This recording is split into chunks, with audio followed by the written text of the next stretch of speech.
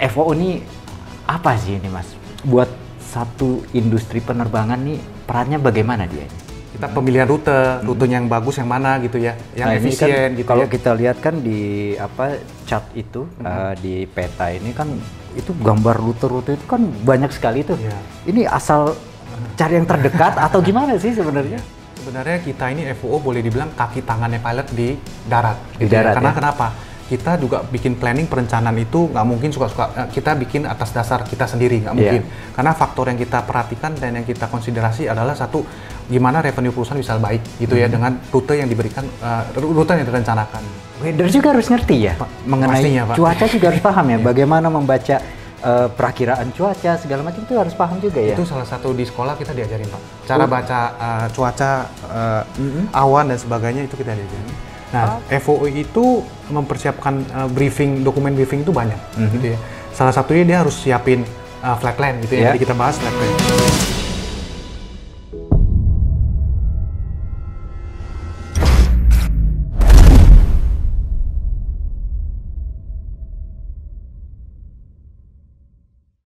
Halo guys, kembali lagi kita di HMW Channel. Hari ini kita kedatangan seorang tamu istimewa, seorang mantan FOO. Mungkin banyak netizen yang bertanya-tanya, FOO ini barang apa lagi? Kalau di dunia penerbangan ini disebut dengan Flight Operation Officer.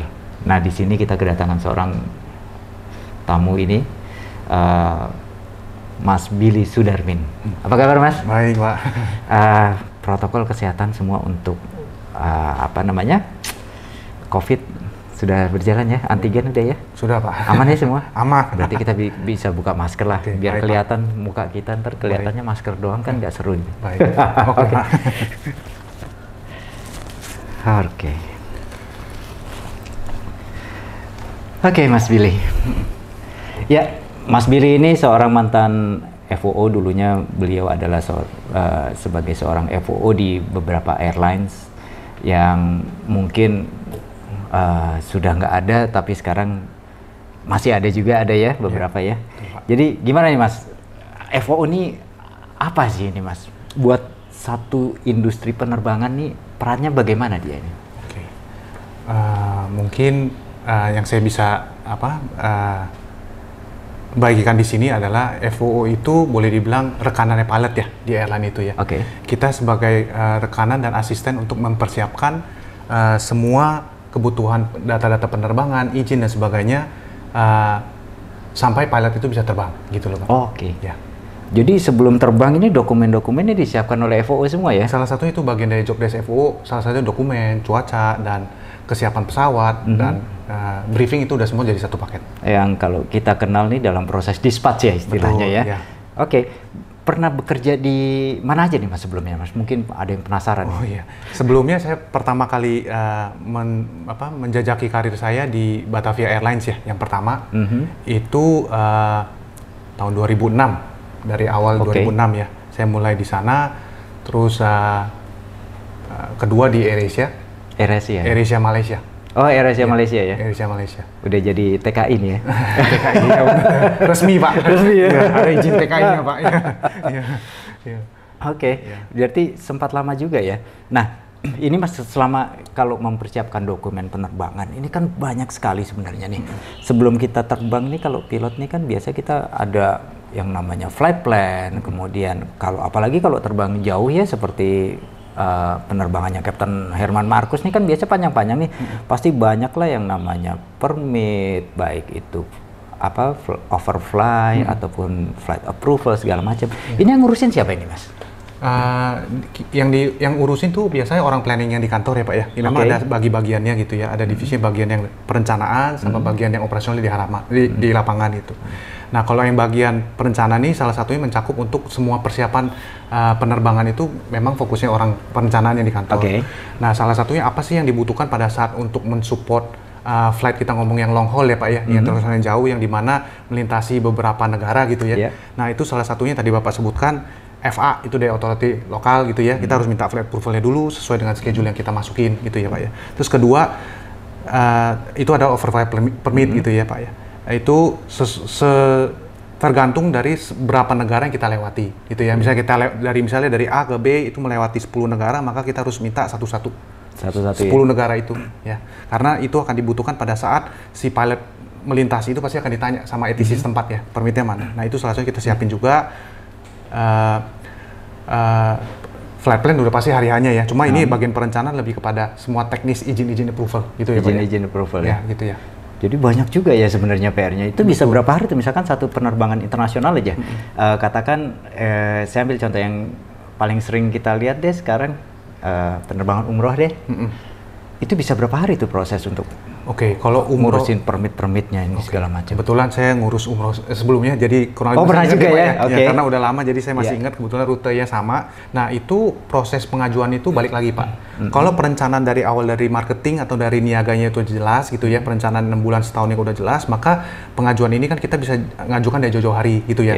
Sehingga proses itu tidak perlu last minute gitu ya. Nah kalau proses normalnya itu setiap negara punya aturan masing-masing untuk pengajuannya. Ada yang 1 hari, ada yang 2 hari, ada yang 3 hari, ada yang weekend nggak termasuk, ada yang weekend ada, tergantung authority country masing-masing gitu ya Pak ya.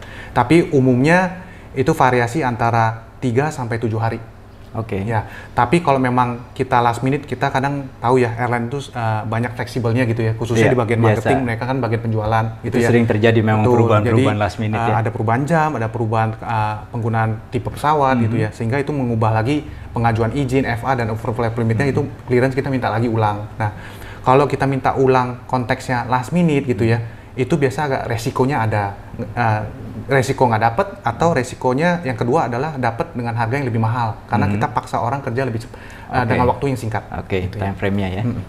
Berarti kelihatannya pilihan saya untuk jadi pilot nih tepat nih. Kenapa? Nggak perlu ngurusin yang ribet-ribet gini guys. Biarin Mas Billy aja yang ribet, nanti saya tinggal terbangin aja gitu ya. Berarti Om Markus pantesan dia tiap terbang senyum-senyum aja ya. Betul. Udah beres semua soalnya ya. Oke, Mas Billy, kita ini kan sering terbang itu. Kemudian kan ada pemilihan rute apa segala macam. Ini FOO juga yang ngerjain, memilih ini. Apa aja sih yang dipersiapkan tuh dalam pemilihan rute gitu loh. Terkadang kan harus ngelewatin area-area berbahaya ya, misalkan ya daerah Middle East itu kan sering terjadi konflik apa segala macam. Ini dimasukkan dalam konsiderasi nggak sih kayak gini-gini? Saya mencoba menjawab yang dari awal dulu ya, biar audiensnya tahu ya flow-nya gitu ya. Umumnya di airline seperti apa. Jadi untuk rute itu awalnya memang dikeluarkan oleh divisi marketing atau niaga gitu ya. Mereka yang bikin rute perencanaan dulu sebelum jadi rute yang mau dijual gitu ya. Nah dari rute perencanaan itu biasanya dari marketing akan minta departemen operasi gitu ya, divisi operasi, salah satunya yaitu FOO gitu ya, yang punya license bersertifikasi FOO untuk melakukan semua perhitungan gitu ya. Apakah rute ini bisa dijalankan atau diterbangkan maksudnya terbangkan tuh dari take off dari sampai mendarat lagi. Sampai mendarat itu bisa nggak dengan tipe pesawat ini gitu ya, karena setiap landasan itu punya PCN-nya beda-beda gitu ya. Ini dilihat semua ya? Betul, salah satunya itu ya, karena kita bikin rute nggak semudah niaga misalnya keluarin, saya mau bikin rute A ke B, nih udah ya selesai, terus kita publish ke schedule, nggak semudah itu. Kita dari sisi operasi pun, kita dari FOO kita bertanggung jawab bahwa bisa nggak, kita kan sebagai FO ini, kita dalam satu perusahaan, kita mau mensupport niaga itu gimana caranya load itu bisa maksimal gitu ya, nggak cuma ya udah bisa ya, kita bisa aja, tapi nanti nggak sekedar bisa terbang bisa gitu ya. Betul, nanti nggak bisa gitu tiba-tiba aktualnya cuma bisa bawa separuh load, kan nggak lucu gitu ya. Marketing nanti komplain juga ya, kok cuma jualan begini, ngapain dijalanin rutenya kan. Nah jadi kita juga membantu marketing bagaimana kita bisa pemilihan rute, tipe pesawat sehingga lebih maksimal gitu ya, revenue buat perusahaan lebih baik gitu ya. Nah itu yang pertama. Kedua, pada saat kita diberikan suatu rute perencanaan, kita akan hitung tadi ya, salah satunya tipe pesawat ini bisa masuk nggak sih di landasan itu ya, masuk atau bisa terbang nggak sih dari landasan tersebut. Terus kita juga cek lagi operating hours dari landasan keberangkatan dan tujuan apakah masih masuk gitu ya. Kan airport itu punya jam operating masing-masing berbeda-beda gitu ya. Nah terus ketiga, kita juga melihat apakah kita punya ground support yang di sana gitu. Kalau belum ada, berarti kan kita harus punya kontrak dengan ground handler, aircraft handler dan macam-macam ya gitu ya, passenger handler. Nah itu semua kita harus siapin. Terus yang keempat, kita juga lihat dari sisi perhitungan cost-cost misalnya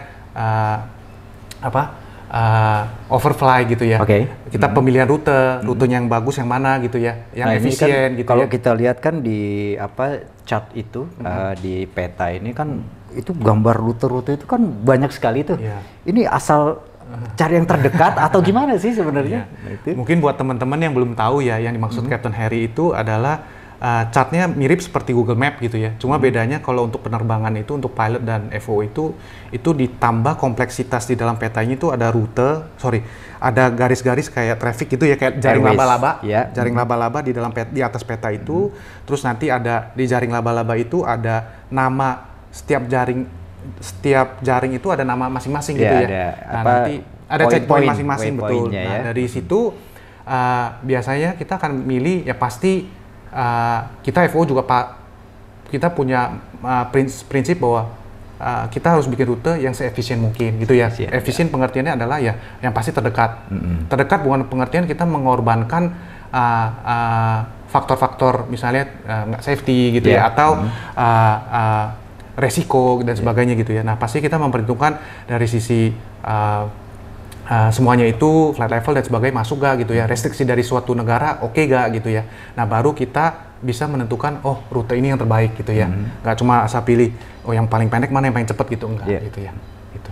Ternyata guys, menjadi seorang FOO itu tidak hanya memerlukan knowledge base ya, tapi tetap harus memiliki juga knowledge akan safety aspek dan risk management.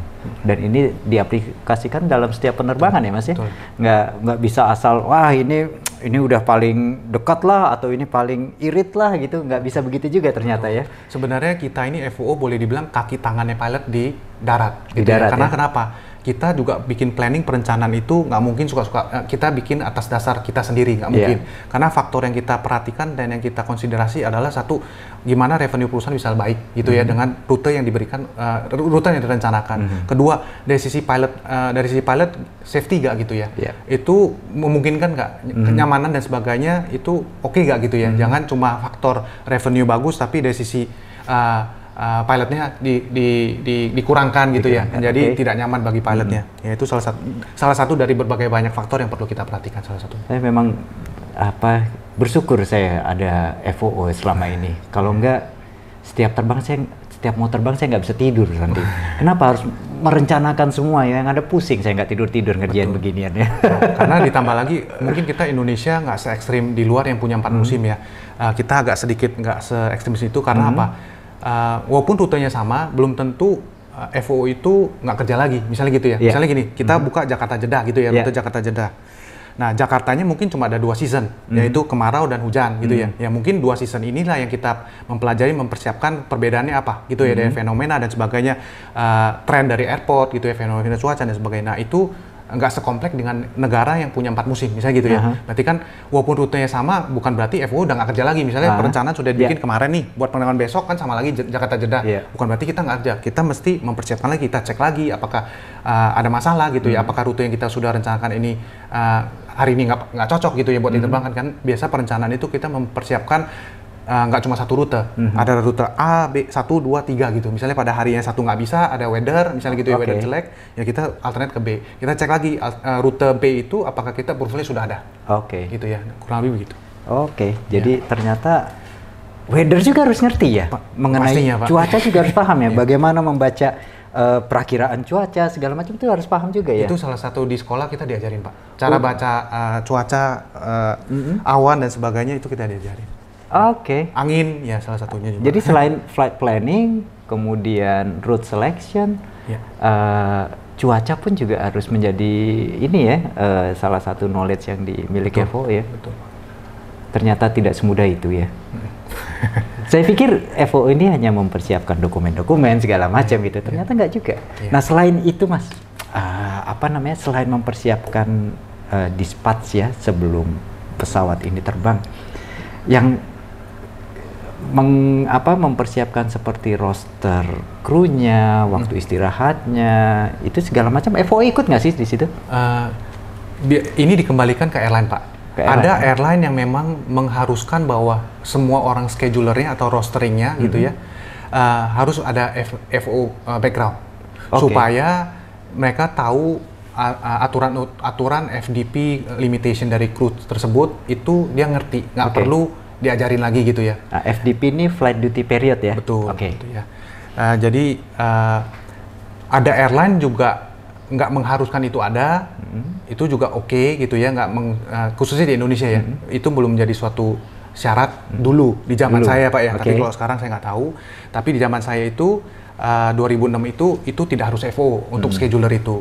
Tapi yang pastinya scheduler itu kalau misalnya dia non FO, kita akan ajarin, kita akan training gitu ya, bahwa batasan-batasan apa dari rest hour-nya si kru, batas jam terbangnya kru, jam duty-nya kru gitu ya. Itu semua kita harus training kepada orang-orang scheduler yang non FO. Karena mereka orang yang nggak ngerti istilahnya aviasi gitu ya, dan kita tahu bahwa kru itu banyak aturannya gitu ya, maksudnya aturan untuk safety-nya gitu ya, sehingga biasanya airline akan mentrainingkan. Cuma lebih baik kalau bisa ya FO lebih bagus gitu ya, karena dia sudah tahu rule-rulesnya kan semua dia tahu. Pada saat di kelas kan itu juga salah satu materi yang diajarkan pada saat di sekolah.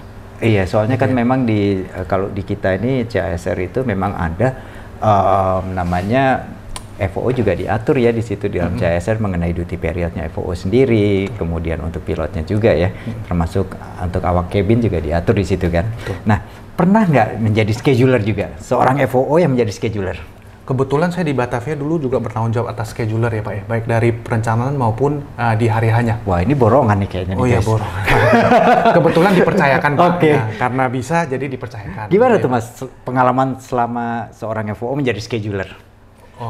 Apa aja tantangan apa aja itu yang masih teringat, mungkin yang sangat menantang atau membuat sesuatu hal itu menjadi satu menarik gitu? Mungkin saya jawab satu-satu Pak. Untuk menjadi scheduler itu sebenarnya beban dan pressure-nya tinggi Pak. Karena kenapa saya bilang begitu? Karena airline ini kan dinamis gitu ya, khususnya di bagian komersial, marketing dan niaga itu mereka mencoba untuk mengadjust schedule itu gimana caranya revenue bisa baik gitu ya Pak ya. Jangan sampai mereka buka rute yang dioperasikan harinya nggak ada penumpangnya gitu ya Pak ya. Permasalahannya memang di situ, penumpang nggak bisa ditebak guys, karena terkadang ya sama seperti kita, wah saya mau traveling hari ini tiba-tiba berubah apa segala macam. Nah dalam akumulasi banyak itu bisa menyebabkan perubahan-perubahan schedule juga guys. Jadi seperti yang dialami nama Mas Billy ini. Saya lanjutkan yang tadi lagi. Jadi faktornya itu banyak, nggak cuma pressure daripada schedule itu biasanya selalu berubah gitu ya, karena komersial itu mencoba mengadaptasi, membuat schedule yang paling maksimum ya untuk dari sisi revenue dan sebagainya yang terbaik. Baru akhirnya kita mau nggak mau ngerubah lagi. Pada saat schedule, mungkin saya cerita flashback sedikit ya buat teman-teman yang nggak tahu scheduling crew scheduling di airline itu seperti apa. Jadi kita itu punya, biasanya airline umumnya tuh bikin schedule tuh mereka punya publish period adalah 1 bulan. Jadi kru itu punya schedule ada 1 bulan umumnya gitu ya Pak ya. Walaupun ada di negara lain ada yang 2 minggu, ada yang 1 minggu dan sebagainya, tapi umumnya 1 bulan. Nah berarti dalam gimana caranya sekarang contoh sekarang kan bulan Februari. Nah sekarang ini scheduler udah pasti di momen yang lagi sangat sibuk di peak time-nya itu untuk bikin schedule yang akan dipublish bulan Maret, sebelum bulan Maret itu kick off gitu ya Pak ya. Berarti jadi berapa hari biasanya airline sebelum itu, bulan berjalannya itu? Ini saya mundur sedikit ya. Schedule itu akan dipublish biasanya umumnya di airline ya, di Indonesia maupun di Asia gitu ya. Umumnya the best adalah 1 minggu sebelumnya. 1 minggu ya. Tapi kenyataannya rata-rata mepet-mepet. Karena ya tadi kita scheduling itu mencoba mengakomodasi kebutuhan dari niaga gitu ya. Nah jadi mepet-mepet itu berarti apa? Kita bisa kadang ekstrimnya bisa 2 hari sebelum hari hanya, sebelum ganti bulan gitu ya. Kita menghindari ini karena kita tahu namanya schedule itu idealnya adalah harus kita rilis itu jauh lebih baik, karena kan kru itu manusia, mereka punya perencanaan dan sebagainya kan berdasarkan schedule yang dari perusahaan kirim. Nah dia punya kegiatan sosial dan sebagainya yang mereka harus adjust gitu ya, supaya kehidupan mereka dengan penerbangan itu seimbang gitu ya. Tujuan kita ke sana gitu ya. Nah jadi wah ini panjang nih Pak. Jadi poin-poinnya banyak nih Pak ya. Relax kita. Biar yang lihat tuh ngerti. Karena saya mencoba menjelaskan itu dari kacamata yang besar gitu ya Pak. Nah, jadi yang saya cari ya begini. Jadi yang tadi jadi scheduler itu tidak mudah gitu ya, karena pressure dari niaga selalu berubah. Kita udah kerjain schedule misalnya udah 20 hari, tiba-tiba datang ketok pintu gitu ya. Ini mau dirubah, bikin lagi dari nol gitu ya. Kru itu kan nggak cuma 1. Bisa ribuan gitu ya, bisa puluhan ribu tergantung airline-nya pesawatnya ada berapa banyak gitu ya. Nah jadi kompleksitas itu tinggi. Terlepas udah pakai sistem nggak pakai sistem, tetap itu waktu yang diperlukan untuk membuat schedule itu tidak bisa dinego. Maksudnya dulu misalnya zaman kita flashback ya, awal tahun 2000-an atau mungkin tahun 90-an memang airline itu bikin scheduling tuh umumnya nggak pakai sistem, semua pakai kertas lah gitu ya. Plotting gitu ya. Betul, plotting. Modelnya. Dulu zamannya adalah kropa gitu ya, bahasa istilah zaman dulu kropa gitu. Nah jadi tahun 2005 ke atas itu udah banyak airline udah convert di Indonesia khususnya convert ke sistem. Jadi scheduling itu udah pakai sistem. Nah memudahkan untuk dari sisi airline-nya juga mudah untuk men-tracking gitu ya. Karena kan kita berurusan dengan airline ini kan banyak nih yang kita atur schedule-nya kan ribuan orang gitu ya, baik pilot maupun cabin crew. Kalau kita manual gimana kita trace-nya? Mau berapa banyak kertas yang kita trace? Makanya kalau zaman dulu scheduling tuh kertas semua digulung, taruh di kantong banyak tuh. Kayak kita bawa, kayak mau kuliah aja tiap hari bawa buku kemana-mana dokumen. Jadi dengan ada transisi ke sistem itu membantu dari sisi scheduling maupun tracking menjadi lebih mudah untuk masalah tracking perubahan schedule dari sisi kru. Tapi balik lagi ke pertanyaan Captain Harry tadi di awal, membuat schedule itu tidak bisa dinego, yaitu waktu yang dibutuhkan kurang lebih untuk 1 bulan schedule adalah 7 hari sampai 2 minggu, tergantung dari airline itu punya resources orangnya berapa banyak, gitu ya, resources schedulernya sama krunya seberapa banyak. Karena kalau misalnya schedulernya resource-nya dikit ya pasti waktu membuat itu akan lebih panjang gitu ya. Dengan hasil akhirnya yang nggak bisa dinego. Berarti kan tadi yang saya bilang di awal ya bahwa idealnya adalah 1 minggu sebelum ganti bulan udah harus publish. Tapi kalau dia mepet-mepet ya mau nggak mau. Tapi biasanya ini menjadi salah satu boleh saya bilang pain point-nya scheduler. Kalau lebih baik resource lebih baik sehingga kita bisa mendeliver itu lebih cepat dan lebih awal ke krunya. Terus yang kedua kalau kita bicara sistem sama juga nggak ada bedanya antara sistem dengan manual. Waktu yang dibutuhkan kurang lebih 7 sampai 14 hari tergantung dari variasi airline, betul. Itu tidak bisa dinego.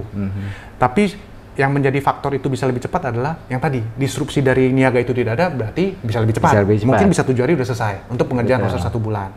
Nah mungkin saya cerita yang versi digital point B-nya, yaitu sekarang udah ada zamannya namanya sistem optimisasi. Nah itu bisa banyak membantu scheduler di airline itu membuat schedule itu nggak perlu 7 sampai 14 hari lagi. Nah itu sekarang banyak airline di luar sana gitu ya, di luar Indonesia sana yang sudah mengadopsi namanya sistem optimizer. Jadi scheduling optimizer, di mana scheduler itu fungsinya udah tidak ngalokasi satu-satu lagi nih. Hari ini si A, si B mau terbang kemana di tanggal 1 sampai tanggal 1. Itu kan waktu ini perlu banyak sekali gitu ya, belum lagi ribuan orang. Nah, dengan ada sistem optimisasi ini adalah sistem akan memplot itu otomatis by system. Ya, jadi fungsi scheduler itu hanya untuk memvalidasi, mencek bahwa yang dibikin sistem ini sudah sesuai dengan aturan dan company policy nggak, gitu ya, dari sisi schedulingnya, gitu. Oh, jadi memang nggak secepat itu ya membuat schedule ya. Termasuk kalau saya dulu masih aktif terbang itu kan terkadang kita suka mau ada request schedule misalkan buat bulan depan. Jadi memang harus paling tidak request itu sudah harus di listing sebelum 2 minggu 2 minggu sebelum bulan berjalan ya, karena alasan-alasan itu. Pak. Justru ini juga salah satu kenapa saya bilang load-nya tinggi di scheduler. Waktu kita tuh cuma punya 2 minggu pertama untuk ngerjain schedule. Minggu pertama setiap bulan itu adalah waktunya niaga, kita punya cut off date nih. Niaga harus kasih schedule final versi terakhir itu adalah di minggu pertama bulan, di dalam bulan tersebut. Sehingga kita bisa punya waktu 2 minggu dari misalnya tanggal 8 ke tanggal 20, katakan gitu ya, 24, itu adalah kita punya waktu saja itu untuk membuat schedule itu sampai selesai.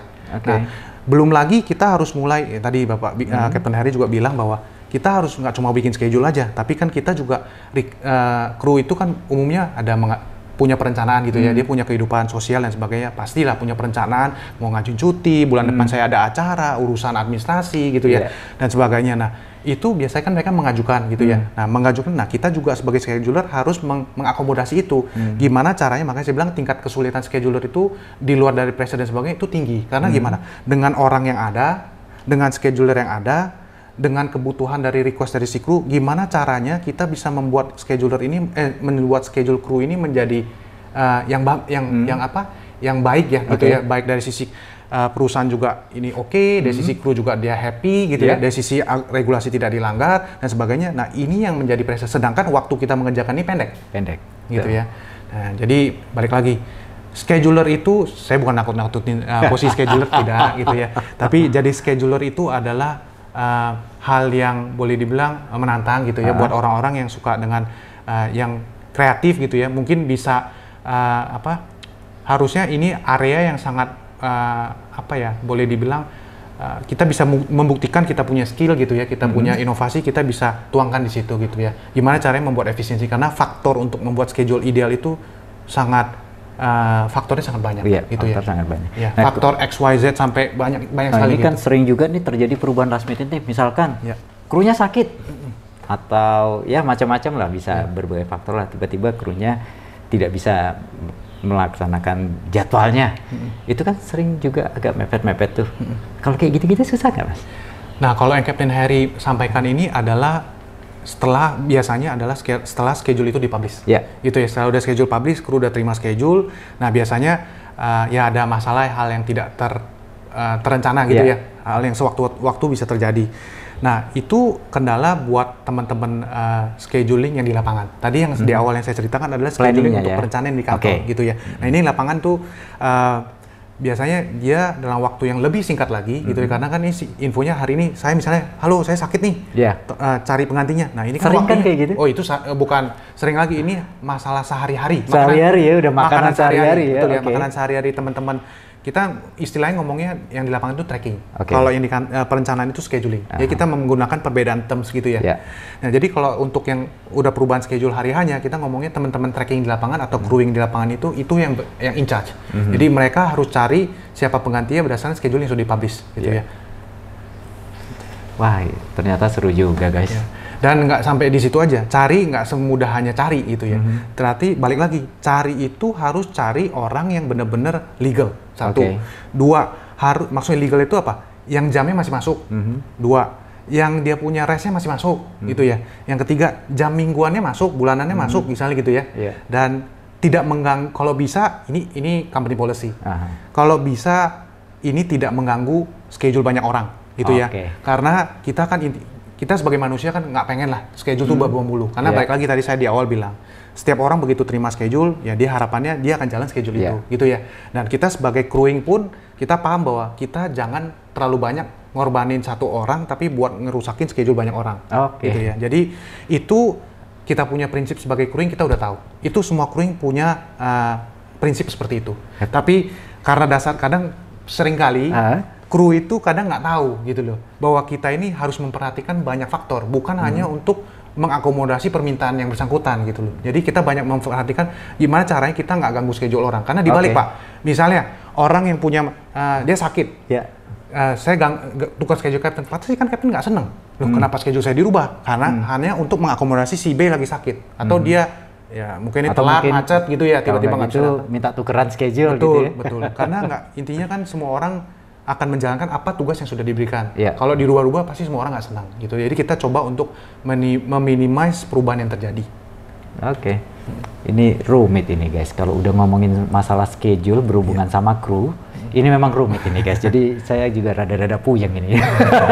Tapi memang itu menjadi resiko seorang scheduler. Dimanapun dia berada di dalam satu airlines ya memang seperti ini ya, makanan hariannya memang seperti ini ya.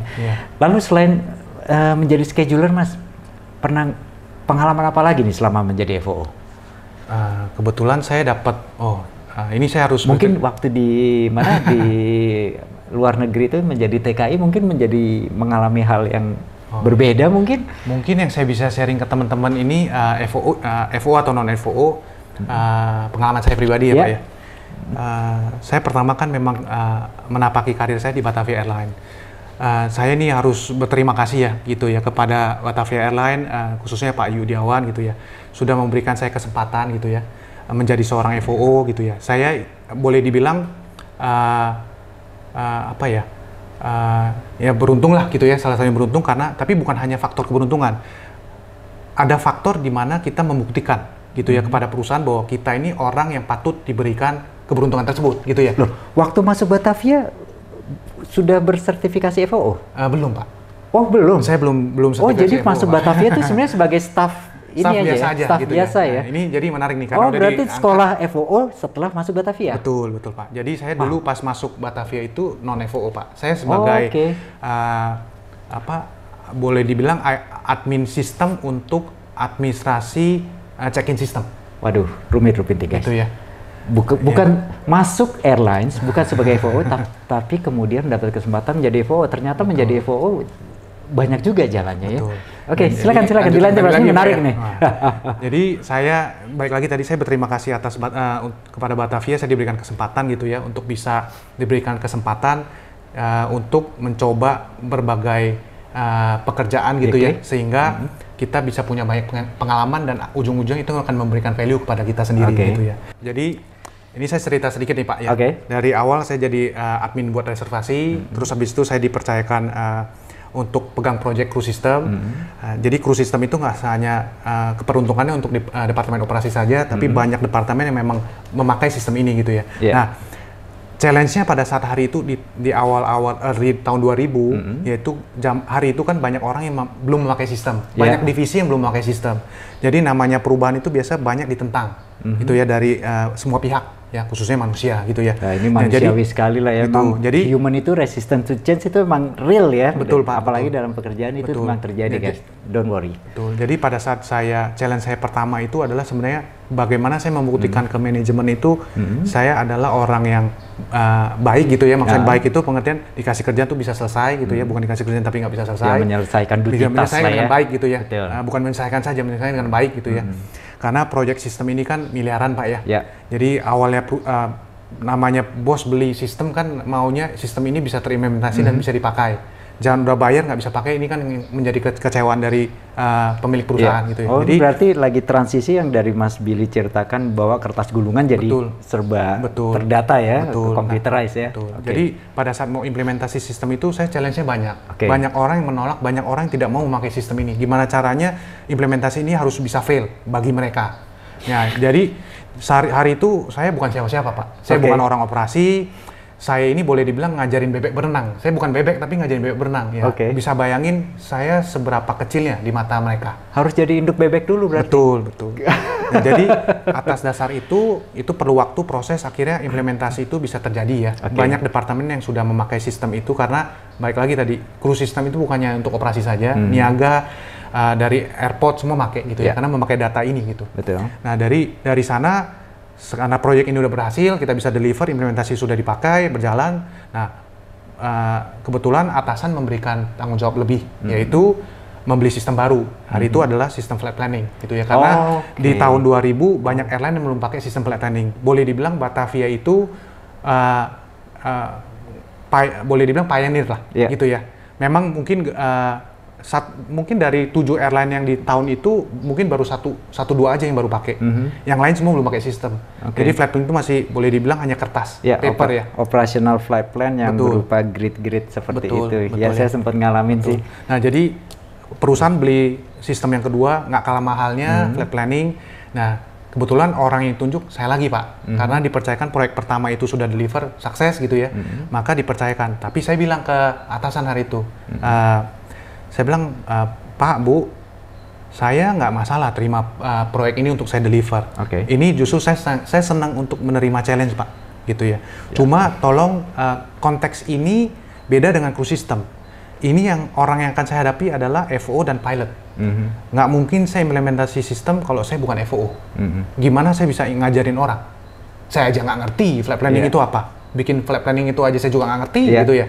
Istilah tadi cat itu juga saya nggak ngerti. Jadi hari itu saya mengajukan diri saya. Mungkin nggak semua orang tahu ini saya buka di hari ini. Jadi saya karena aja nggak apa-apa lah. Ya, jadi karena saya goalnya adalah mau mensukseskan proyek itu, bukan karena saya mau jadi FO-nya. Karena saya mau mensukseskan proyek itu, sehingga saya mengajukan diri gimana caranya saya harus sukses di proyek ini, gitu ya.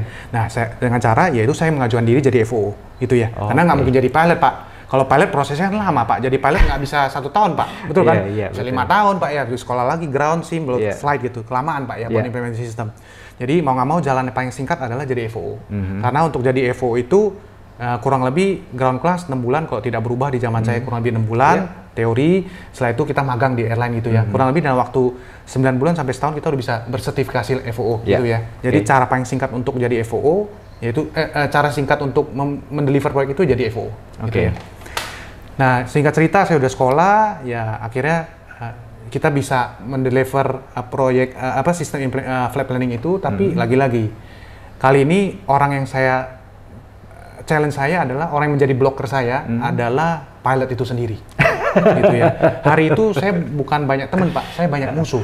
Padahal di awal saya tidak pernah ada musuh gitu ya. Nah, lagian kita di kantor mah ngapain cari musuh ya? Kita maunya cari teman, betul ya Pak? Kerja nggak perlu cari musuh. Betul. Nah jadi perbanyak teman lah. Betul. Nah jadi saya karena pegang proyek yang di awal proyek ini juga bukan saya minta, saya ditunjuk gitu ya, sehingga saya menjalankan. Nah tapi setelah menjalankan di awal ini, saya banyak menerima penolakan, banyak yang nggak suka, khususnya pilot bahwa ini kan kita merubah dari yang tidak dari kertas menjadi sistem, gitu ya. Nah sehingga pilot itu mungkin ya baik lagi pilot itu kan manusia.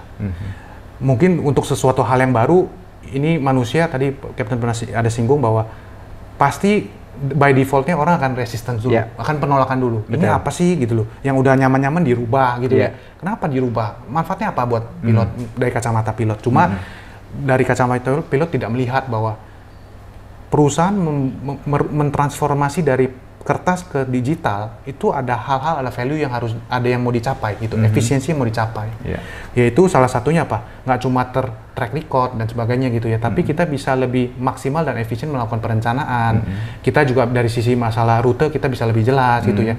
Terus kita juga bisa memasukkan faktor-faktor, misalnya pesawat itu umurnya udah tua, nggak boleh, kita harus ada degradasi performance pesawat, kita harus masukkan. Jadi flight plan itu nggak yang flight plan yang 10 tahun yang lalu dipakai buat sekarang. Pesawat kan mungkin pesawat yang sama yang dipakai, tapi kan nggak sama performance pesawatnya.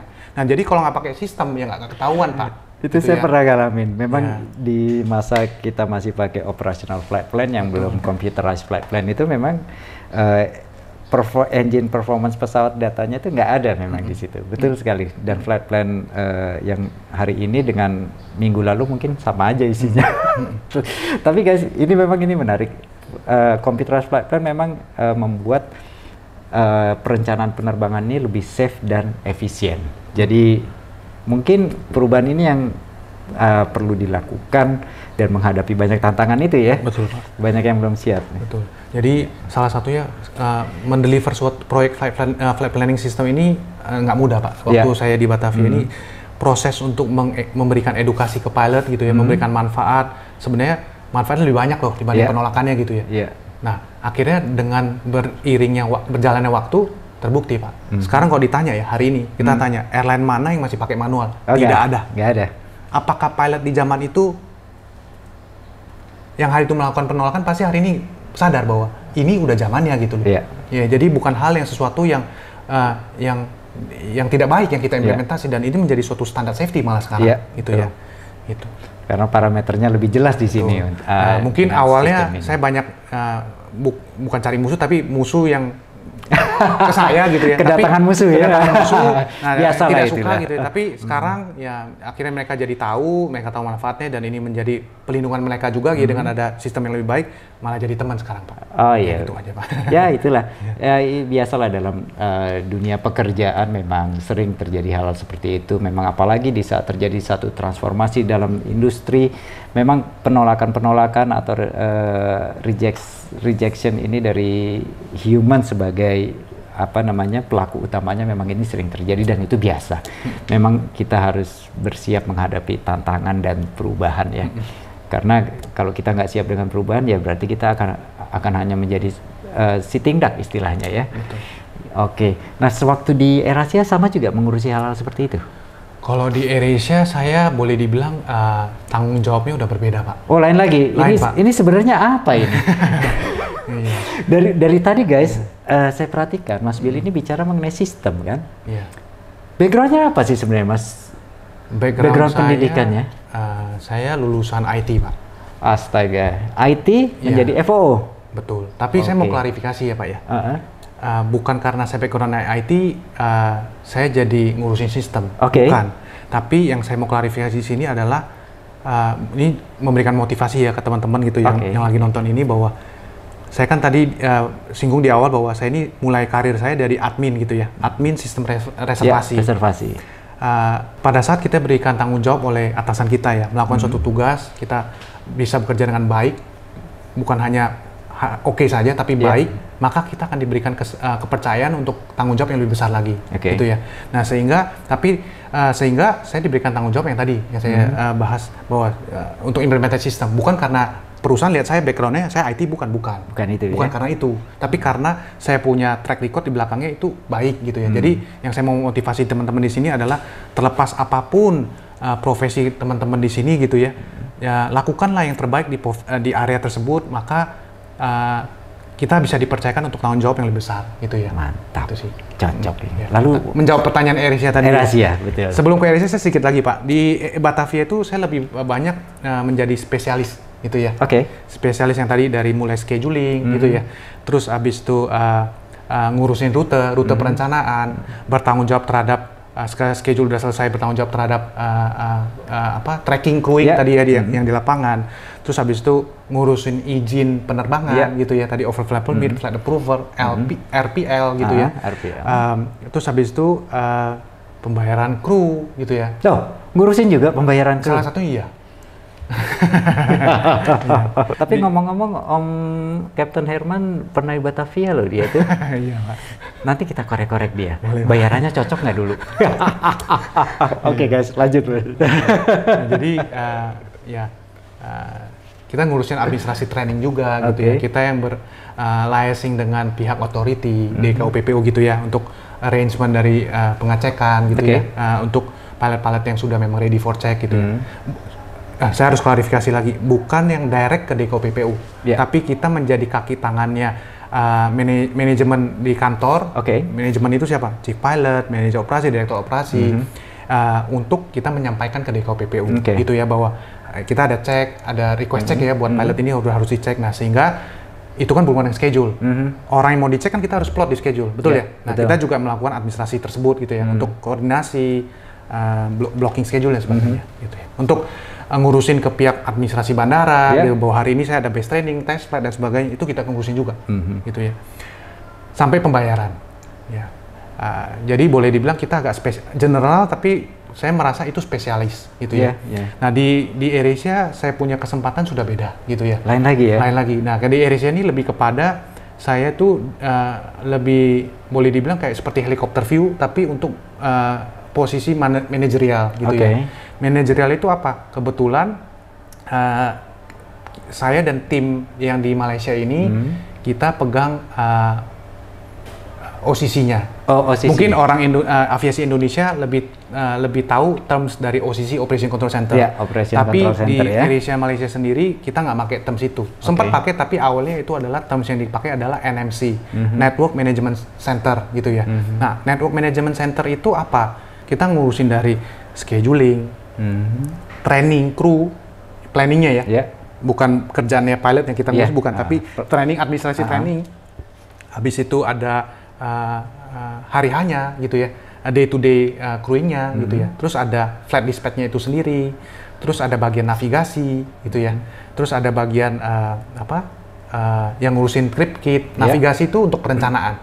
Trip kit itu ini AirAsia unik lagi memakai kata trip kit. Itu ada seperti tas gitu ya, tas kecil yang FOO itu lagi-lagi ini fungsi FOO mempersiapkan semua dokumen terbang yang diperlukan si pilot. Tapi fokusnya kepada dokumen-dokumen yang berhubungan dengan departure dan destinasi gitu ya, dan peta dan sebagainya semua di dalam gitu ya. Nah, salah satu yang terakhir adalah ngurusin pembayaran juga. Jadi NMC di AirAsia Malaysia itu cakupannya luas sekali. Iya, gitu ini lebih luas lagi cakupannya ya. Betul, tapi ditambahin lagi nih tugas. Saya di AirAsia Malaysia itu ngurusin manajemen dari NMC-nya, bukan dari unit kecil ini. Gitu Nah, unit yang ngurusin manajemennya apa? Nah, karena kebetulan di tahun 2012-13 itu pemimpin petinggi AirAsia yang di Malaysia gitu ya, Tony Fernandes memberikan instruksi bahwa ini salah satu inovasi juga ya, karena lagi-lagi kita ini selalu harus semua perusahaan maupun manusia atau perusahaan itu kita harus tetap berinovasi untuk selalu bisa mengejar perkembangan dan bertahan gitu ya. Jadi salah satu ide yang dicetuskan hari itu adalah yang harus dijalankan adalah setiap divisi dari airline itu harus melakukan sentralisasi, gitu ya. Karena AirAsia di tahun 2012-2013 itu boleh dibilang salah satu perusahaan regional yang udah mulai besar. Karena udah ada AirAsia Indonesia, Malaysia, Thailand, Filipina, India, Jepang. Belum lagi Malaysia X, Indonesia X, Thailand X gitu ya. Udah 9. Wah, udah 9. Jadi boleh itu dibilang tahun 2012 ya sudah ada 9 ya. 9 EOC di dalam dan itu berbeda negara loh guys, tidak satu negara, berbeda. Betul. Jadi AirAsia Induk itu menaungi 9 AirAsia setiap negara. Ya. Nah, kita yang tadi saya bahas manajemen itu adalah kita yang di Induk yang ngurusin dari 9 negara. Ini semuanya. Jadi dengan catatan semuanya, tapi dengan catatan yang area yang kita sentuh adalah sentralisasi proyeknya. Oh, oke. Sentralisasi, terus habis itu resources gitu ya. Terus kita salah satunya company policy, SOP, gimana caranya OCC di Thailand sama OCC di Malaysia itu sama. Maksudnya sama gini, pada saat mengambil ada suatu masalah, mengambil keputusan itu harus sama. Jangan mengambil keputusan di Thailand begini, di Indonesia begini, di Malaysia beda. Padahal kasusnya sama. Nah, jadi kita kebetulan saya boleh bilang one step ahead gitu ya, karena kita sudah punya challenge ini. Beda dengan airline yang cuma punya satu airline aja, nggak ada anak perusahaan airline lagi dalam perusahaan induk itu. Nah, sehingga belum ketemu masalah ini. Nah, jadi AirAsia di saat itu sudah menemukan masalah ini, bahwa ini sadar ini harus disentralisasi. Ya, jadi semua dokumentasi, SOP, company policy itu disentralisasi. Nah, itu bagian dari tanggung jawab yang kebetulan yang saya dipercayakan untuk menjalankan. Gitu ya, di AirAsia. Selama saya di AirAsia hampir 5 tahun, Pak. Oh, lumayan lama juga di Malaysia ya? Iya. Lama, Pak. Jadi resmi TKI, Pak. Selama 5 tahun sana sering pulang-pulang juga atau? Boleh dibilang tiap minggu saya pulang, Pak. Oh, tiap minggu ya? Iya, nggak kalah sibuk sama pilot, Pak. Tiap hari, Jumat sore pulang, Senin subuh udah berangkat lagi. Wah, tapi tetap guys, ternyata mau dimanapun, even negara jiran tetangga kita aja, tetap buat Mas Billy home sweet home. Pulang tiap minggu guys, tetap. Kangen, Pak. Kangen ya. Kangen rumah, kangen bahasa, kangen makanan, Pak. Nah. Kangen temen, Pak. Nah, itu dia. Kangen jajanan nggak? Jajanan makanan, Pak. Ya? Jajanan makanan. Oke, Mas Billy, silakan minum dulu ya. Aduh, ini waktunya kita minum-minum dulu ini. Oke. Ini teh spesial buatannya Om Herman ini. Oh iya. Setiap saya datang sini beliau selalu buatin sendiri dia. Ini ada tes sponsornya nggak, Pak?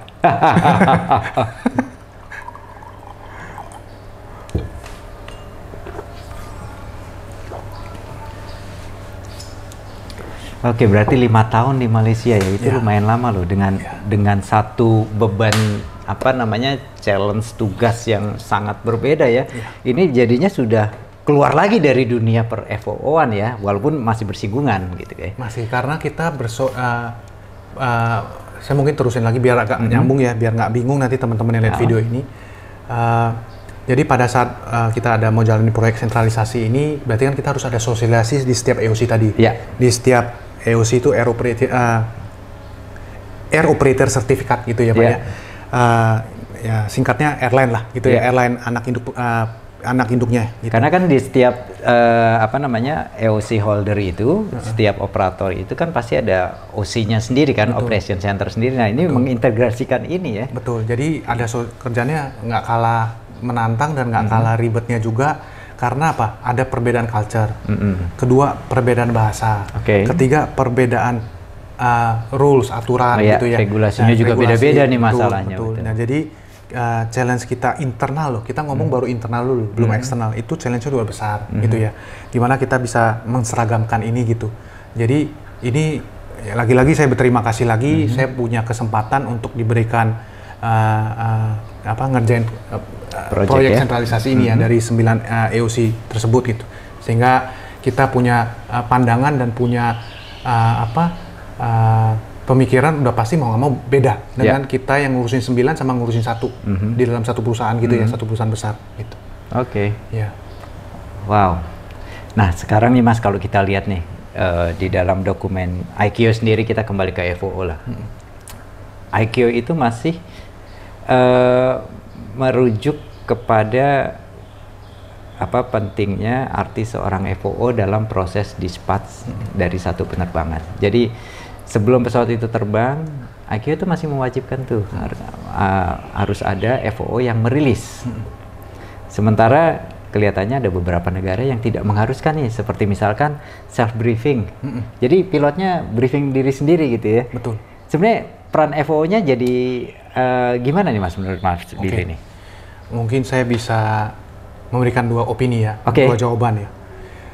Nggak usah khawatir teman-teman FOO, tetap aja mau briefing nggak briefing tetap itu kepake gitu ya. Iya, soalnya kalau yang di perusahaan-perusahaan yang self briefing, ini terkesan FOO jadinya seperti tukang fotokopi. Fotokopi ke sana, ngasihin ke pilot, udah selesai. Nah, ini kan jadi menarik nih. Mungkin yang saya mesti jelaskan, saya akan memakai kesempatan ini untuk memberikan informasi yang sejelas-jelasnya gitu ya, dengan keterbatasan saya gitu. Satu,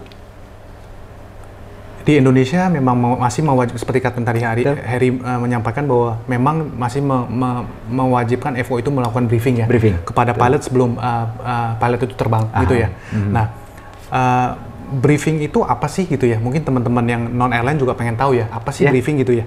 Apakah ngomongin yang apa sih yang diomongin gitu ya? Salah satunya apa yang disampaikan. Satu, FOO itu setiap kali pada saat dia on duty di hari itu, dia sudah tahu bahwa hari ini saya akan pegang berapa flight. Berarti dia sudah harus mempersiapkan beberapa jam jauh sebelum flight itu akan terbang gitu ya. Karena untuk prepare data kan nggak singkat, kita butuh waktu gitu ya. Kita harus mempelajari data dulu, kita harus cari datanya dulu dan sebagainya. Nah, apa sih misalnya contoh apa dalam suatu flight misalnya kayak tadi A ke B atau Jakarta ke Jeddah, kita pakai contoh yang tadi. Nah, FOO itu mempersiapkan dokumen briefing itu banyak gitu ya. Salah satunya dia harus siapin flight plan gitu ya, tadi kita bahas flight plan. Flight plan itu perencanaan rute-rute kita mau lihat mana gitu ya, berdasarkan faktor-faktor yang kita udah perhatikan, yaitu tadi cuaca gitu ya, izin dan angin gitu ya, fenomena alam dan sebagainya, airport restriction dan sebagainya. Semuanya udah oke, kita bikin flight plan gitu ya. Begitu flight plan udah oke, kita harus mempersiapkan dokumen penunjang dari flight plan tersebut. Betul ya? Karena ingat, fungsi FOO itu kita sebagai kaki tangannya pilot gitu ya. Kita mempermudah, membantu pekerjaannya pilot. Jadi kita boleh dibilang bukan bukan pesuruh gitu ya. Kita sebagai FOO kita harus punya rasa bangga sendiri gitu ya. Kalau kita ini salah satu perannya penting loh. Nggak ada FOO, flight itu nggak jalan. Gitu itu penting gitu sekali karena memang itu adalah joint responsibility loh dengan pilot in command. Bukan karena saya FOO tuh saya mengagung-agungkan FOO, tidak. Tapi Captain tadi Heri udah sampaikan bahwa itu joint responsibility. Berarti apa? FOO ada porsinya, pilot ada porsinya. Betul. Dan punya tanggung jawab. Betul. Jadi kan atas keselamatan penerbangan itu. Nah, jadi kita ini atas dasar joint responsibility itu kita punya tanggung jawab untuk mempersiapkan dokumen itu dengan baik. Data yang benar, akurat dan sebagainya. Nah, salah satu tadi flight plan. Dua, dokumen pendukung itu apa? Dari weather. Weather ya. Nah, weather itu nggak cuma weather keberangkatan gitu ya. Weather en route juga kita minta. Pun dipikirkan, kita cari gitu ya. Kita cari datanya. Terus weather destinasi kita juga cari, weather alternate juga kita cari. Alternate itu dua, bisa alternate nanti di Pacer atau alternate arrival. Karena kenapa di Pacer masih dibutuhkan di alternate ya? Karena misalnya dia udah terbang dia RTB lagi, mau nggak mau kan dia. Nah, yang arrival pun sama. Jadi kita ngomong weather aja udah banyak yang kita mesti cari gitu ya. Dan kita harus validasi karena sumbernya itu kan ada beberapa sumber, kita harus cek gitu ya. Nah, terus habis itu belum lagi nanti nota, metar gitu ya, belum nanti yang satelit dan sebagainya gitu ya, kita harus udah dapetin itu, baiklah itu kedua. Ketiga, kita harus ada mempersiapkan yang tadi saya bilang, kalau di AirAsia mau pakai istilah trip kit. Nah, kalau di airline lokal saya nggak tahu ya, kan masing-masing airline pakai istilahnya beda. Kita mempersiapkan semua itu peta-peta yang kita ngomongnya en route chart gitu ya, yang berhubungan dengan rute penerbangan tersebut. Ya, dari A ke B ya berarti semua en route chart A B gitu ya. Semua buku-buku airport dari A dan B, sehingga pada saat ada apapun informasi apapun yang dibutuhkan pilot pada saat terbang gitu ya, bisa langsung menjadi, misalnya boleh dibilang quick QRH-nya gitu. Kalau bahasa kita QRH itu mungkin paling quick reference ya. Nah, jadi quick reference buat pilot untuk mencari gitu, karena udah kita persiapan. Nah, sebenarnya fungsi FOO itu penting. Karena kalau kita nggak mempersiapkan, kita cuma semuanya tumpuk kita kasih, ya pilot juga nggak, ya juga saya yakin lah pilot juga mungkin merasa keberatan dan nggak nyaman waktu udah mepet gitu. Pilot kan punya kesibukan sendiri gitu ya. Pada saat menerbangkan, waktu dia juga cek buku, cek ini kan udah banyak gitu. Kalau suruh nyari lagi lama gitu ya. Nah, jadi itu juga mempengaruhi satu sisi safety gitu ya. Nah, baik lagi makanya peran FO itu penting gitu ya. Kita harus kita juga jadi FO jangan asal-asal jadi FOO gitu ya. Kita harus mempersiapkan, kita bertanggung jawab tadi atas data yang kita mempresentasikan ke pilot tersebut. Oke. Gitu ya. Jadi guys, memang dalam satu penerbangan memang dokumennya itu tidak sedikit guys. Apalagi kalau rutenya itu panjang, penerbangan lama, itu dokumennya banyak banget guys. Kalau kita nggak dibantu oleh FOO dengan membuat summary seperti yang tadi itu, wah itu repot banget itu untuk mencari informasinya apa segala macam, panjang sekali. Dan itulah memang kita sangat perlu dengan peran FOO ini ya. Mungkin saya tambahin sedikit lagi Pak. Oke, silakan. Itu kan yang kita siapkan. Salah satu fungsi FOO yang kita jalankan. Kedua, setelah kita udah siapkan ini, maka kita akan briefingkan. Ini informasi yang kita akan sampaikan. Bahwa ke pilot itu bahwa, Captain hari ini kita ini flight plan-nya, kita memilih rute ini karena apa? A, B, C, D, karena faktor apa gitu ya, berdasarkan assessment kita dari awal. Dan ini tadi dokumen cuaca dan sebagainya udah kita siapkan, kita highlight tuh. Itu ya, kita jelaskan bahwa ini supaya harapannya apa? Pilot tuh ngerti. Gitu ya, supaya kan tahu ya, gitu ya. Terus berikutnya lagi kita juga briefing misalnya kalau misalnya itu rute internasional long haul, kita juga salah satunya udah mempersiapkan, Pak, ini bisa saja gitu ya. Beda airline mungkin beda kesiapan gitu. Mungkin aja misalnya gitu, bookingan hotel gitu ya. Transportasi, informasi transportasi yang nanti jemput gitu ya, kalau ada perubahan misalnya gitu ya, kita udah pakai handler yang berbeda. Nah ini bisa juga disampaikan juga salah satunya. Ya, jadi ini menjadi satu informasi lengkap yang kita akan sampaikan pada saat sesi briefing tadi gitu. Nah untuk yang airline yang sudah mengadopsi non briefing, misalnya contoh seperti Malaysia dan Singapura, kita ngomong yang terdekat dulu ya. Nah peran FOO di mana? Kalau memang sudah tidak perlu briefing lagi gitu ya, maksudnya authority-nya sudah meng-approve bahwa airline itu tidak perlu ada briefing lagi. Jadi pilot itu self briefing. Nah, fungsi FOO tetap ada. Karena yang mempersiapkan itu kan bukan pilot dokumen itu, tetap kita. FOO ya. Kita kan orang di belakang layar mempersiapkan secara digital. Supaya pilot itu bisa mengakses di portalnya dia, portal kru untuk mendownload semua informasi tentang penerbangan ini sebelum berangkat. Nah, yang nyiapin itu siapa? Kalau bukan FOO, ya pasti FOO gitu. Tetap harus orang di belakang layar mempersiapkan itu FOO. Karena FOO adalah orang yang bersertifikasi yang person in charge buat ngurusin ini. Bukan orang admin biasa yang ngurusin ini gitu. Nah, tetap skill FOO itu tetap dibutuhkan terlepas mau briefing nggak pakai briefing. Gitu ya. Jadi walaupun dengan sekarang nih zaman IoT, Internet of Things segala macam semuanya serba digital, tetap aja peran FOO itu dibutuhkan ya. Jadi bukan sesuatu yang mudah untuk dihapuskan juga sebenarnya. Jadi don't worry guys, untuk rekan-rekan FOO kesempatan itu masih terbuka lah. Nah ini kan Mas Billy tadi kan cerita nih dari seorang admin kemudian menjadi FOO, kemudian yang lebih luas lagi cakupannya. Selama ini memang kalau di dunia per FOO-an nih ya, per FOO-an ya, sebenarnya kesempatan berkarir FOO tuh banyak gak sih? Atau ya setiap hari kerjanya ya beginilah, menyiapkan flight apa segala macam. Ada nggak kesempatan yang jauh lebih besar dari ini? Kalau saya melihatnya gini, FOO ini salah satu boleh dibilang pendidikan atau knowledge yang fundamental buat airline. Karena ini airline itu kan kalau saya mengkategorikan itu dalam 3 poin ya gitu ya. Yang menjadi fokus dari airline itu adalah penjualan, operasional, sama maintenance gitu ya. Nah, kalau kita punya pengetahuan atau knowledge di salah satu ini adalah jantungnya perusahaan gitu ya. Jadi kalau kita punya pendidikan FOO, ini akan selalu terpakai selama airline itu masih ada gitu ya. Satu, kedua, FOO itu nggak cuma hanya kerjaannya yang sebatas yang tadi saya sampaikan ya, kita dari tadi kita bahas gitu ya. Nah, kesempatan karir FOO itu bisa luas gitu ya, dengan kita punya knowledge itu selama kita masih di airline gitu ya, maka kita bisa kemana-mana gitu ya. Salah satunya apa? Bisa ke departemen niaga, komersial gitu ya, karena bayangkan ya, mungkin idealnya gini, airline itu kalau di divisi marketing itu punya orang FOO, ya nggak perlu ketok pintu ke operasi lagi. Ini coba cekin rutenya bisa masuk atau enggak. Ini orang marketing sendiri bisa bikin rute, ya kan? Istilahnya nggak perlu capek-capek lagi ke operasi. Tapi gini, baik lagi ya, airline itu punya aturan masing-masing. terlepas marketingnya bisa nggak bisa atau boleh menerbitkan memberikan persetujuan ini rute bisa terbang nggak terbang, tetap tapi paling tidak marketing itu sudah punya knowledge gitu ya. Ya, knowledge itu ada lebih baik dibanding nggak ada, ya, itu ya Pak ya. Paling tidak. Jadi kita tahu kalau gitu. Rapat masukan itu jauh lebih mengenal. Betul. Nah, ada kesempatan kita bisa di komersial gitu ya karirnya. Terus kita bisa juga menjadi salah satu manajemen juga gitu ya di bagian operasional gitu ya. Karena kita punya wawasan itu. Karena kenapa saya bilang kita punya kesempatan di bagian operasional juga, di manajemen operasional? Karena apa?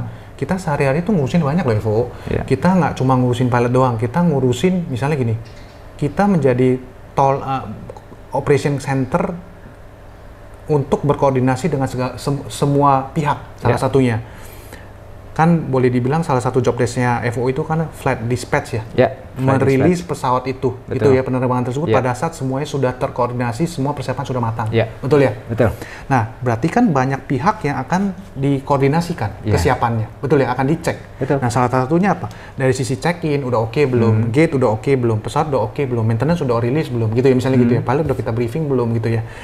Kita akan koordinasi catering dan sebagainya. Kita akan koordinasi gitu ya. Nah, jadi kesempatan FO itu kalau menurut kacamata saya itu luas. Kita bisa di manajemen operasional karena kita banyak berurusan dengan, belum lagi tadi station setempat, station distrik setempat gitu ya, kita berurusan dengan station manager sempat, karena station manager juga, nah salah satu juga opsi di mana rata-rata kalau saya lihat ya, district manager atau station manager rata-rata kadang-kadang sekarang ini menjadi suatu syarat bahwa FO itu harus menjadi backgroundnya.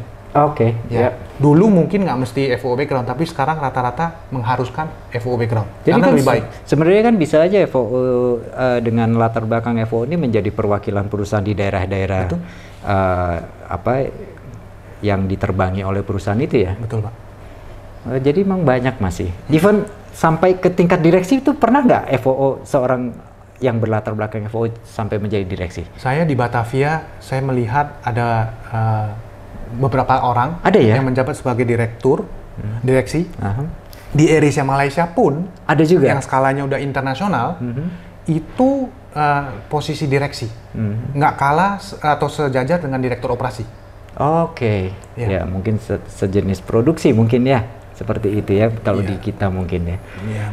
Jadi memang walaupun latar belakang FO ini sering terlupakan ya oleh khalayak ramai karena memang ini sangat spesifik sekali di aviasi.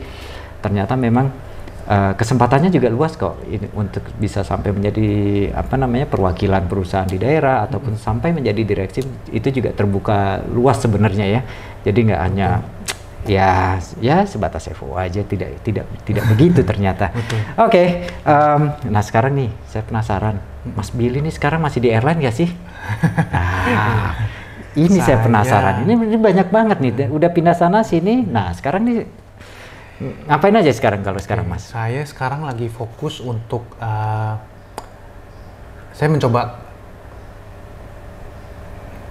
berusaha sendiri Pak. Mulai usaha sendiri. Gitu. Udah berani mati nih Mas? Bukan berani mati, kita mencoba untuk tidak mati. Untuk tidak mati ya. Berarti ini pasukan berani hidup ini. Kita mencoba untuk tidak mati. Oke. Kita mulailah Pak ya, kita mencoba gitu ya.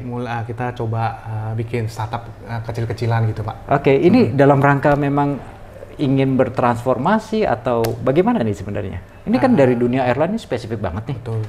Nah, terus kalau saya lihat gini Pak, kebetulan 2019 akhir ini kita diterpa pandemi secara global gitu ya. Nah, kebetulan saya mempunyai pandangan itu dalam pribadi saya ya. Sebelum pandemi itu saya memang punya cita-cita bahwa saya harus menjadi entrepreneur suatu hari. Karena kebetulan saya tipenya bukan yang gini. Semua prestasi yang saya capai di perusahaan awal gitu ya sampai yang terakhir itu membuat saya bangga. Saya senang gitu ya. Karena kita menjadi manusia yang bervalue gitu ya, impact buat orang. Nah, impact buat perusahaan tersebut.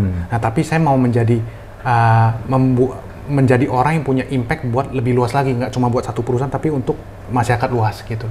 Jadi makanya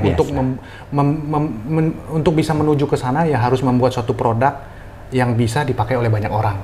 Jadi makanya saya memutuskan untuk mencoba memulai startup saya, Pak. Wow. Dari airlines, kemudian mencoba untuk mandiri dengan startup, guys. Yeah. Ini kayaknya bukan hal kecil nih. Yeah. Kayaknya berat nih. Oke, ini di bidang apa ini, Mas, untuk startupnya? Saya di bidang aplikasi ya, balik lagi IT berarti ya. Oh, oke. Karena kan kita sekarang zamannya lagi, kalau kita lihat 5 tahun, 10 tahun terakhir, banyak startup bermunculan. Tapi baru prime-nya, baru peak-nya itu di 5 tahun terakhir. Okay. Ya, kita banyak lihat merek-merek besar yang kita di HP kita ada aplikasinya. Nah, saya mencoba membuat aplikasi, salah satunya adalah untuk menghubungkan pencari kerja dengan pemberi kerja. Waduh. Nah, ini saya akan ini. saya akan balik lagi, Pak. Tadi ada message yang saya belum sampaikan. Kita di zaman pandemi ini banyak sekali orang-orang yang terpukul gitu ya, Pak ya. Nah, dari yang paling bawah sampai paling atas gitu ya. Kita tahu lah perusahaan banyak tutup, apalagi orang yang bawah gitu ya. Banyak orang kena PHK dan sebagainya. Cari kerja di zaman pandemi ini udah bukan susah lagi, udah susah banget gitu ya. Nah, jadi saya bikin aplikasi ini, kita memang tujuannya adalah untuk, kita punya visi adalah kita mau bantu orang gitu ya, Pak ya. Kita mau bantu gimana orang-orang yang kena PHK tadi gitu ya, orang-orang yang di pinggiran sana gitu ya, di pelosok-pelosok di Indonesia itu punya kesempatan kerja yang sama. Nah, karena ekonomi ini tidak akan mati gitu ya. Betul. Nggak mungkin mati. Dunia ini nggak akan mungkin stop karena pandemi ini gitu ya. Karena apapun kondisinya pasti ada perusahaan lagi, ada kegiatan ekonomi lagi gitu ya, ada usaha lagi. Jadi tetap itu harus berjalan. Nah, berarti apa? Dengan sisi lain masih orang butuh kerja sebenarnya. Masih banyak pekerjaan yang sebenarnya perusahaan tawarkan. Gitu. Cuma ini tidak terhubung dengan orang yang lagi mau cari kerja. Jadi dua segmen ini sebenarnya banyak, Pak. Pencari kerja banyak, yang pemberi kerja juga banyak. Gitu. Cuma sebenarnya. Cuma ini seperti kelihatannya adalah di dunia dua berbeda. Ini dunia pekerja, ini dunia pemberi kerja, nggak terhubung. Nah, sehingga orang ini merasa kok sulit ya saya cari kerja. Nah, di sini juga kok sulit ya saya cari orang gitu. Nah, jadi saya membuat aplikasi itu untuk menghubungkan dunia dua ini menjadi satu, menjadi satu platform. Gitu, Pak. Guys, ini luar biasa, guys. Di sisi lain, Mas Billy ini masih punya kesempatan berkarir di airline yang cukup baik, kemudian memutuskan untuk keluar dan memulai satu startup dengan tujuan untuk memfasilitasi agar terjadi pemerataan pekerjaan. Betul.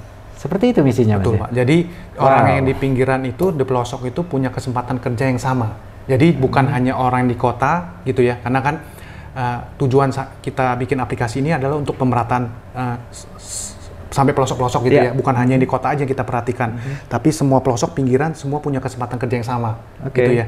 Jadi kalau sekarang kan orang yang di kota punya kesempatan kerja lebih tinggi, kenapa? Mereka dekat dengan kota, mereka punya informasi lebih cepat. Di pinggiran kan informasi juga mungkin telat, delay baru nyampe gitu ya.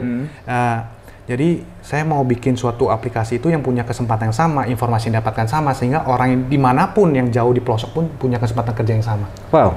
Gitu. Ini udah jadi aplikasinya? Sudah, Pak. Telat saya. Mestinya pas launching saya todong dulu kali ya. Oke. Nah, ini realnya nih, Mas. Realnya nih. Ini kan dasar tujuannya tuh, kalau saya melihat tuh mulia banget gitu loh, untuk memberikan kesempatan pemerataan pekerjaan ya, terutama sampai yang di pelosok-pelosok. Mas, ini realnya seperti apa nih yang tadi tuh aplikasinya? Tapi sebelum itu, aplikasinya legal nggak nih? Oh iya, kita pastinya legal, Pak, karena kita semuanya administrasi harus jelas ya. Kita udah ada, sebelum kita jalanin aplikasi ini, kita bangun, kita udah ada dasar hukumnya jelas, kita ada PT. Nah, nama PT, kita ada PT-nya, nama aplikasinya, nama PT-nya adalah Aplikasi Solusi Anak Bangsa. Waduh. Ini solusi anak bangsa? Betul, Pak. Ini benar-benar solusi buat anak bangsa nih? Betul. Jadi karena memang visi kita adalah buat bangsa, dan solusi ini buat bangsa, jadi saya pikir ya kenapa nggak juga pakai nama PT-nya itu yang berhubungan dengan solusi anak bangsa. Jadi aplikasi solusi anak bangsa. Ternyata benar-benar niat, guys. Sampai nama PT-nya pun harus solusi anak bangsa ya. Wow. Kalau begitu, waktunya saya ngelihat aplikasinya. Boleh saya tunjukin nih, Pak? Oh, boleh dong. Ya, Justru saya penasaran. Ini, Pak. Ini kita bikin 2 aplikasi ya. Oke. Karena kan tadi kita menghubungkan antara pemberi kerja dengan pencari kerja. Pencari kerja, gitu oke. ya. Nah, jadi saya kembali ke HP-nya ini. Nah, jadi pencari kerja punya aplikasi sendiri. Mereka bisa download di Play Store dan App Store, gitu ya. Layaknya si hijau. Si hijau kan aplikasi tetangga sebelah itu kan punya aplikasi buat mitra sama aplikasi buat konsumen. Nah, saya pun sama gitu ya. Kita ada aplikasi buat pekerjanya dan ada aplikasi untuk pemberi kerjanya. Pemberi kerja. Nah, dua-duanya bisa di-download di App Store dan Play Store. Oh, udah ada di Ya, iOS apa? tampilan gini, Pak. iPhone sama ini Android ya. Oh, ini tampilan untuk pencari kerja. Yang Bapak lihat ini sekarang untuk aplikasi untuk pemberi kerja. Oh, pemberi kerja. Ya, jadi Bapak tuh tinggal bisa, misalnya gini, Bapak lagi cari pekerjaannya apa? Misalnya cari, mungkin aja suatu hari ke depan kita bisa tambahin FO, pilot, ground handler, tiketing, semua gitu ya. jenis pekerjaan. Betul. Ya bisa. Karena ya. saat ini kalau saya lihat ya, memang kita udah ada portal internasional yang cukup populer, Sibiru, bahwa semua rata-rata profesional kantoran sudah mendaftarkan diri di sana. Tapi untuk orang-orang lapangan, profesional lapangan belum tentu ada di sana. Gitu ya Pak ya. Nah, jadi sebenarnya segmen saya adalah kita adalah orang profesional yang di lapangan, Pak. Biar kita memposisikan diri kita itu berbeda, gitu ya. Kita menjangkau orang-orang yang profesional di lapangan yang belum kebagian gitu loh, yang belum kebagian terkenal gitu. Gitu ya. Ya, jadi kalau pemberi kerja mau rekrut ya tinggal download aplikasinya, terus udah tinggal pilih filter aja, Pak. Bapak mau cari siapa profesinya, misalnya mau cari pilot atau mau cari pekerja rumah tangga gitu ya, Pak ya, atau penjaga toko gitu ya. Bapak tinggal filter, cari, nanti tinggal swipe aja, Pak. Ini aneka jenis pekerjaan sebenarnya. Iya, aneka jenis pekerjaan. Wow, istimewa. Ini untuk aplikasi ini ya, pemberi kerja ya. Betul. Jadi pemberi kerja terdata, pencari kerja pun terdata ya. Betul. Dan ini data ini bisa dipertanggungjawabkan semua ya? Oh pastinya Pak, karena kan kita semuanya jelas Pak ya. Kita mesti justru kita sebagai perusahaan startup ini, terutama di aplikasi gitu ya, kita bertanggung jawab atas data ke konsumen Pak.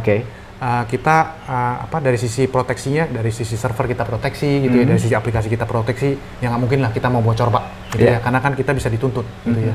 Kita harus menjaga data konsumen itu dengan baik. Apa sih nama aplikasinya Mas? Tokomed Pak. Tokomed ya, ini di Play Store ada ya, sama di mana? App Store. App Store ya, oke. Nanti saya juga coba, saya cari deh. Tapi dipisahin ya untuk apa namanya? Pemberi kerja mau pencari kerja itu beda ya? Beda Pak, ya. Tapi nama aplikasinya sama? Sama Pak. Oh, nanti dipisah ya, ini Betul. Statusnya apa? Namanya sedikit berbeda Pak, kalau yang pekerja itu namanya Tokomed pekerja, kalau untuk yang pemberi kerja hanya Tokomed saja. Oh, oke. Ya. Wah, ini layak nih. Ya. Ternyata ini serius ini guys. Ya. Tapi Pak, ini saya bukan hanya sesimpel itu saja. Sebenarnya di belakang alasan kedua, kenapa saya membuat aplikasi ini, bukan hanya visinya adalah membantu memberikan pemerataan pekerjaan gitu ya, seluruh Indonesia gitu ya.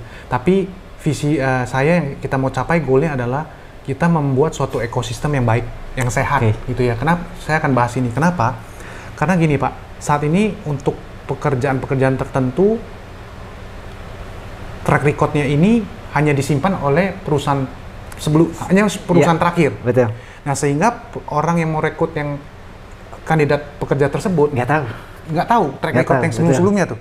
Betul ya? Iya, betul. Benar-benar paham ya Pak ya. Nah, jadi di aplikasi ini kita sebagai pemberi kerja, misalnya Bapak pemberi kerja lah, saya pekerja gitu ya, biar gampang gitu ya, kita nelaahannya gitu. Bapak sebelum rekrut saya, gitu saya bisa ngelihat. Bapak bisa lihat track record saya sampai ke belakangnya tuh. Karena data ini terbuka di aplikasi ini. Betul. Jadi nggak pakai repot. Orang mau rekrut tuh bukan rekrut kucing dalam karung lagi. Jadi orang kalau yang kerjanya baik, prestasinya baik, reputasinya baik, itu akan lebih mudah ke depan cari kerja. Karena ada sistem review dan rating bintang dan sebagainya gitu ya. Jadi si pemberi kerja akan memberi review. Nah, pada saat orang Bapak lah contoh, Bapak mau rekrut pasti kan mau rekrut yang bintangnya bagus Pak. Nggak mungkin rekrut orang yang bintangnya jelek gitu ya. Reviewnya juga jelek dari pemberi kerja yang sebelumnya gitu ya. Nah, jadi saya membuat ekosistem ini supaya apa? Kedepannya tidak ada oknum gitu ya. Orang yang merekrut ini tenang karena bukan rekrut kucing dalam karung gitu ya. Nah, kedua, orang yang baik akan bertahan, orang yang tidak baik akan tereliminasi dengan alam. Gitu ya. Jadi jangan orang yang tidak baik hanya sedikit mencemarkan semua nama orang di profesi tersebut gitu ya. Nah, jadi salah satunya tujuannya itu Pak. Oke. Ini luar biasa ini guys. Jadi kalau dulu kita mungkin ya pemberi kerja itu sering mencari pekerja gitu ya dan mendapatkan ya quote and quote kucing dalam karung. Ya semoga kedepannya nih dengan usaha dari Mas Billy ini kita mungkin ya sebagai pemberi kerja, para pemberi kerja ini bisa mendapatkan kucing dalam aplikasi lah ya. Bukan kucing Pak, pekerjaannya. Oh pekerjaannya ya, iya. Bukan Jadi menjadi satu paradigma yang berbeda. Betul. Oke, kelihatannya udah cukup panjang lebar ini kita bicara ya Mas Billy ya. Terima kasih banyak ini udah bersedia datang nih untuk menceritakan mengenai dunia per FOO-an, kemudian di airlines dan berbagi banyak pengalaman kerjanya.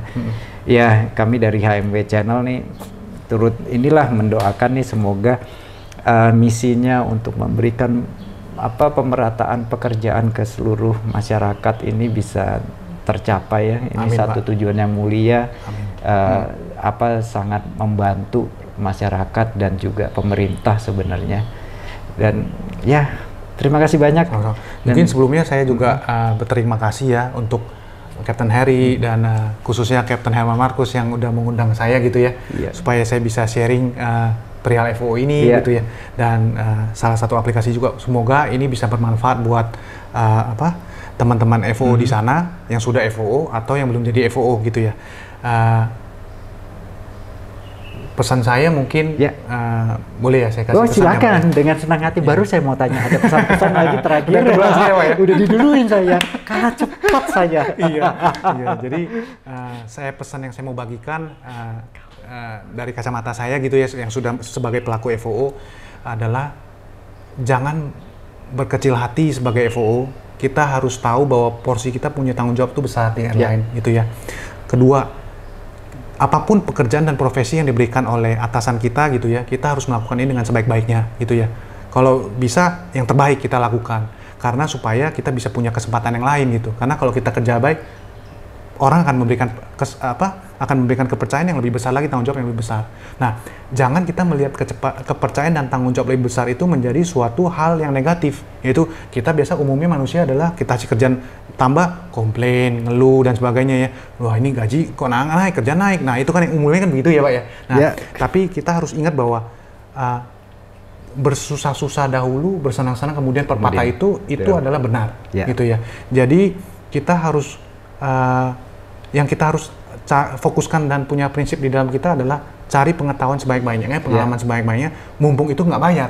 Karena kita kalau ibaratkan sekolah, kita kalau mau sekolah kan harus bayar, ada uang sekolah. Nah kalau kita dikasih kesempatan untuk di perusahaan itu kesempatan dikasih kerjaan baru, ilmu baru, lah kok kita komplain? Harusnya kita bayar loh, sekolah loh, itu kan pengalaman baru gitu ya. Nah jadi mungkin teman-teman bisa melihat dari kacamata yang lain gitu ya. Semua tidak diukur dengan uang gitu ya. Kita melakukan dengan hati yang baik, hati yang benar. Kita melakukan itu dengan maksimal, memberikan kerja yang baik. Nah, mudah-mudahan kita punya kesempatan yang baik gitu ya. Karena kita harus prinsip saya kebetulan kita harus punya value dulu gitu ya. Memberikan impact buat perusahaan tersebut, baru kita bisa bersinar gitu ya. Gitu ya. Kita punya kesempatan yang lain gitu ya. Kurang lebih itu aja sih Pak. Baik.